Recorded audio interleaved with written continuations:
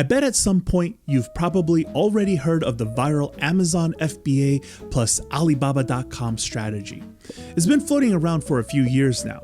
The concept starts with using Jungle Scout to find an item of high demand and low competition. Then go find that product on Alibaba and deal with the factory directly. You could even just tell that factory to ship it directly to the FBA warehouse. It sounds great, right? But here's the thing. The simplicity of this strategy is exactly where the problem lies. Why? Because the factory already knows exactly where your product is going. They know it's going to be sold on Amazon, and they are just as familiar with this platform themselves. So instead of quoting their typical export price, they will likely price it based on what they think your potential profit could be. And that is the problem. You don't want to overpay for your product. So how do you avoid this? How can you make sure you're not getting quoted unfairly? Let me ask you this.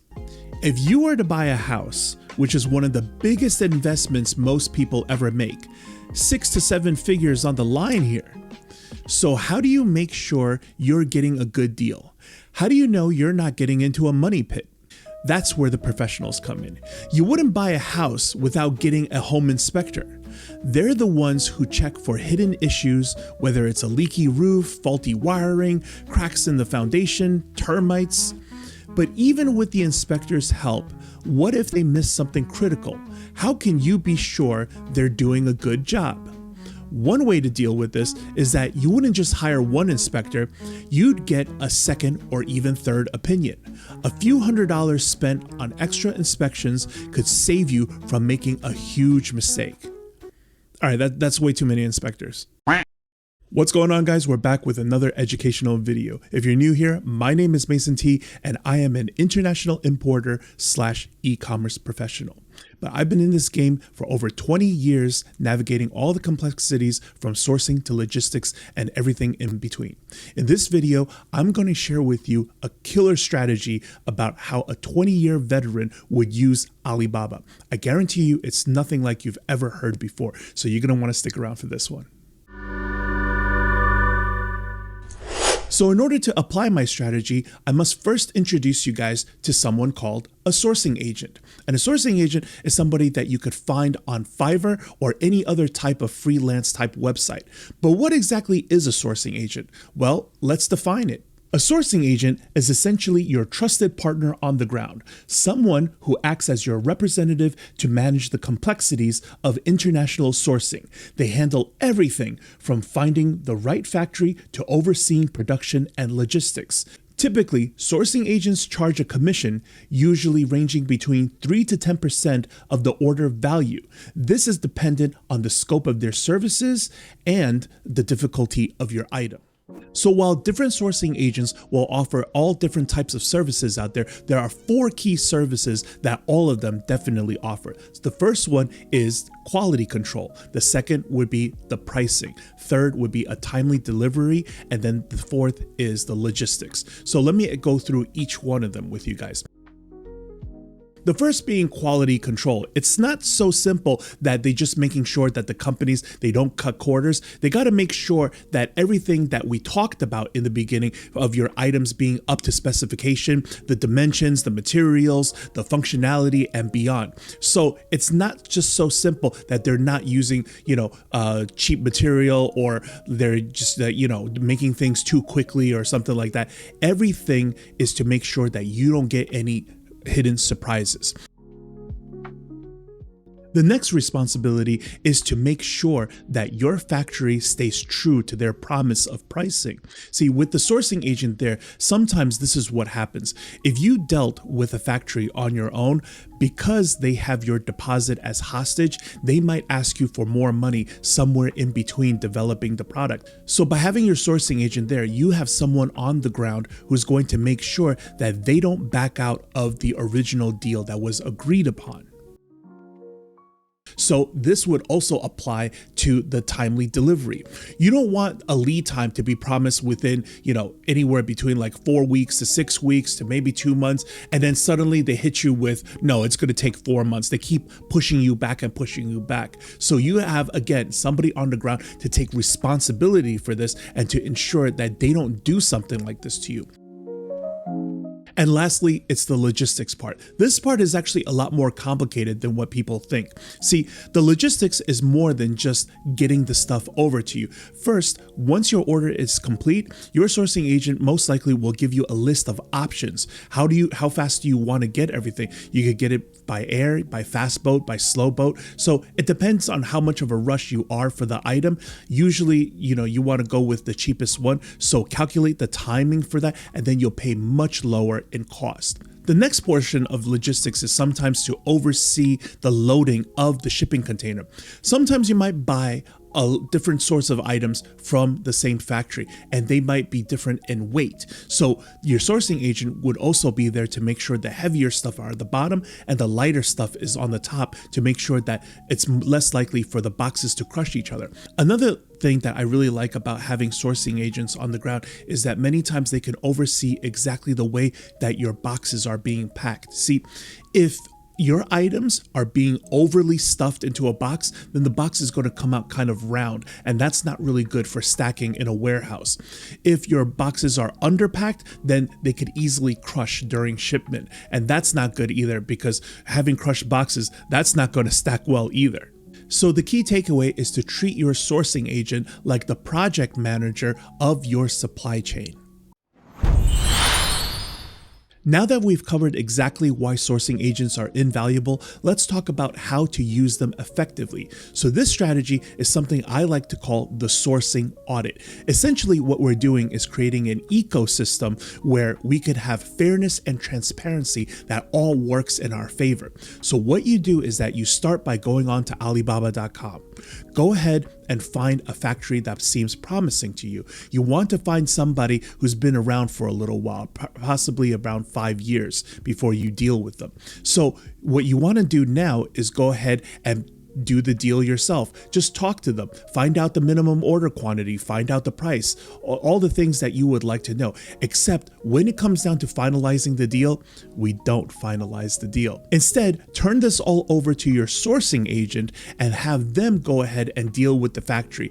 Tell them exactly the factory's information, all the product specs, and the terms that you are looking for. But don't tell your sourcing agent that you've already spoken to them ahead of time. Why? Because this ensures that you get an independent, unbiased opinion. So now let's get into a flowchart of exactly 3 outcomes that could possibly happen by doing this.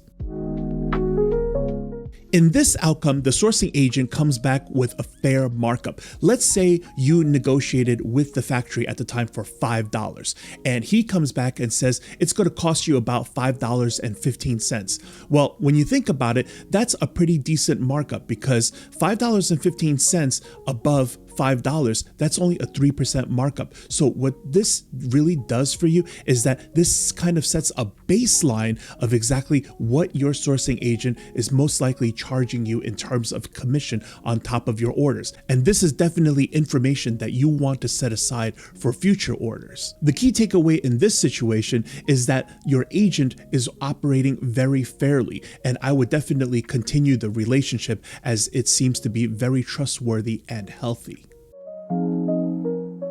This scenario is the one that's most interesting to me, because this is exactly what we're trying to safeguard against. So say your agent comes back and says $7 on top of the original $5 that when we went ahead and dealt with the factory. Now it looks like the sourcing agent is trying to take a bigger piece of the pie than he actually deserves. So instead of confronting your sourcing agent, more oftentimes than not, I would advise you guys to just play coy and say, "Oh, I see. I understand. Well, look around a little bit harder. Let's see what else comes up," or shop around. And, this is a little bit out of my budget. And lo and behold, more oftentimes than not, your sourcing agent will come back to you in about a day or two and say, "Oh, Oh, look at this great price that I found for you. It's going to be like 5.25, 5.50, and by then it's up to you of whether or not you could accept that price. So if your sourcing agent is constantly coming back and not really budging on the price, then it's probably time to kick up to the curb and find yourself a different agent. So this approach not only avoids confrontation, it also is to ensure whether or not your sourcing agent is trustworthy. So is it worth your time to continue the relationship? Oh, this is the best outcome possible, the one that I actually live for. So say your sourcing agent comes back with a lower price than the one you were originally quoted with. Now, this would suggest exactly the scenario that I started this video with, that possibly the factory is trying to pull a fast one on you. And this is exactly why you want to hire someone local to deal with them directly, because essentially, so many situations could have happened. Maybe he has a relationship with the factory and he already knows what's the best prices is going to be. So don't try to pull a fast one on me, buddy. Or possibly it's like, the factory doesn't know who they're dealing with specifically, not as transparent as if I came up to them myself and said, okay, send this to FBA, yada, yada, yada.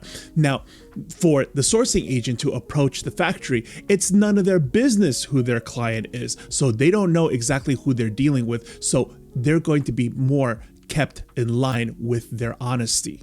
So what I love about this situation is despite paying for the commission, it's still lower than what you would have originally negotiated. So let's break this down. Say for instance, to calculate the sourcing agent's percentage commission, we can use this formula, right? So in this case, let's say the factory price was probably around $4.60 and the agent only added a quarter to the price, making the final price $4.85. So since the commission amount is only a quarter, the agent's commission in this case would approximately be a little over 5%. Still very reasonable in my opinion. So the whole point of this practice is about risk mitigation. It's not uncommon for companies to be bled dry by a single bad actor committing embezzlement. So to safeguard against this, many businesses implement a straightforward system of checks and balances. For instance, they would set up a team where tasks are divided. One person manages payment, another reconciles accounts, and a third reviews the records. This ensures that no single individual has unchecked control or influence.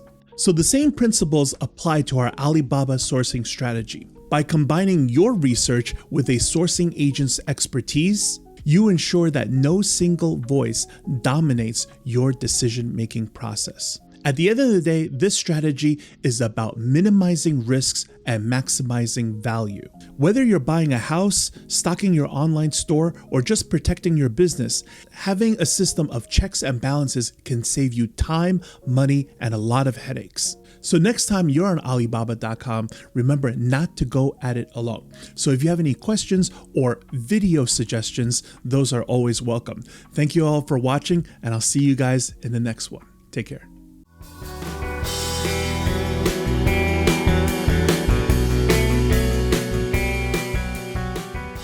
But lo and behold, more oftentimes than not, they will